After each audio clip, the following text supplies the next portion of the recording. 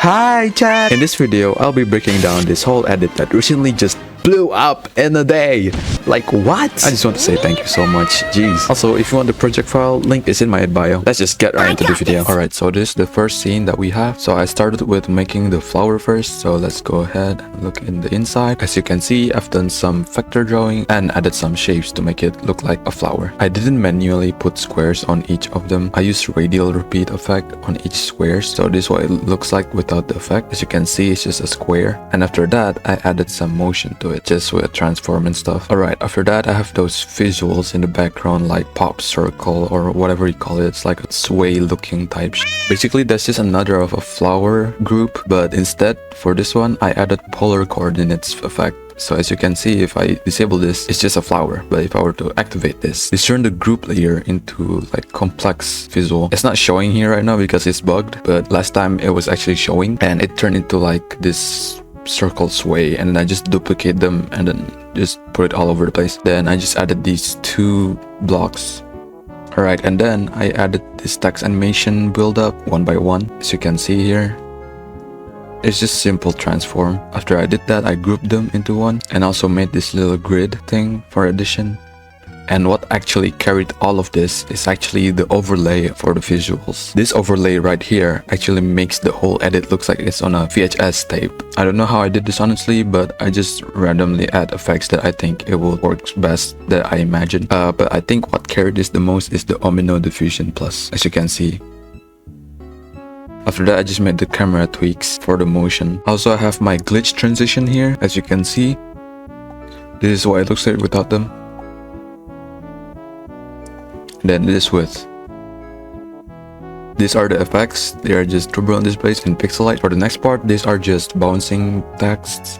And as it says U, I just highlighted the text as a different color to blue. And then before going to the next scene, I added a zoom effect to the U and also a glitch. So for this part, I made this animation graphic, which is just like this. After that, I grouped them and made this little snake path. To make that is actually pretty simple. So you just make a vector drawing like this, and then you just make it invisible or not visible. Then I just grab the animation I did on the U and add this effect, which is the repeat along path. The layer should be above the path that we just made for the vector drawing path, so it follows the path that you drew. I also made those U flashes on the screen just to make it look more aesthetic. And finally, I added the camera tweaks as well for the zoom in and zoom out. Alright, for the next scene, I added a glitch overlay again to the next transition. And for the stop sign, I made the graphic by myself.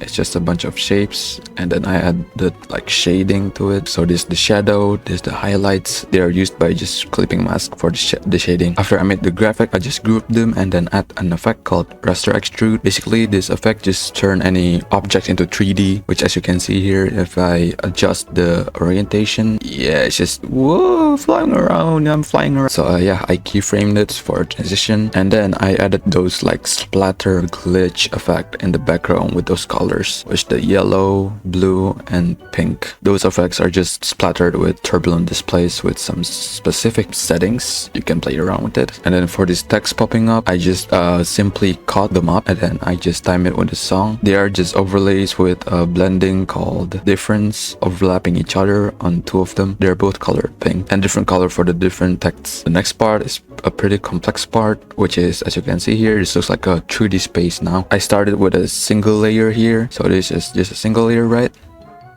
For the stop sign, I used a repeat effect here and I made the count to 22, so it determined the amount of the repeat to make multiple copies, so I don't have to make one by one. After that, I just duplicate them and then add it into a different Z position. Short explanation, Z position is like a 3D depth position instead of X and Y, because Y is vertical and X is horizontal. Z is like the depth of 3D space, so it acts like an actual depth position. And then if you notice, there are like some sort of blur for objects that is far away because I'm using a camera option where it's activated a focus blur. And then for this complex drawing effect in the background, it is a vector drawing where at first it actually looks simple. There you go.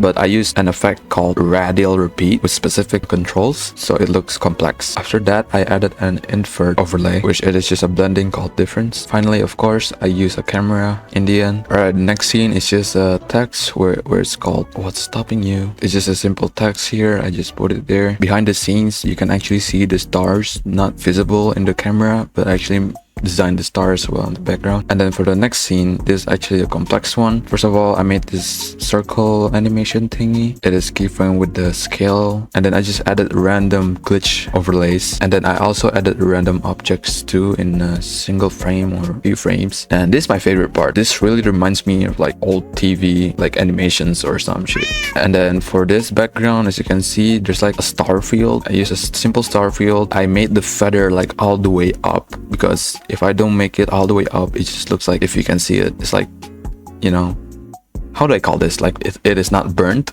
And then next part is just bouncing text again. And then after that, I knew for a fact that if I were to make the text like big all of a sudden like this, it will make like, I don't know, it will look cool if it's just a few frames. And then it went back to normal. And then I also cut the text to move the position, and I just reuse it again, but in a different visual, which I increased the skewing, and I added bulge effect here, and I just add the text in the finish. And then in the end, yeah, that's it. All right, bye bye.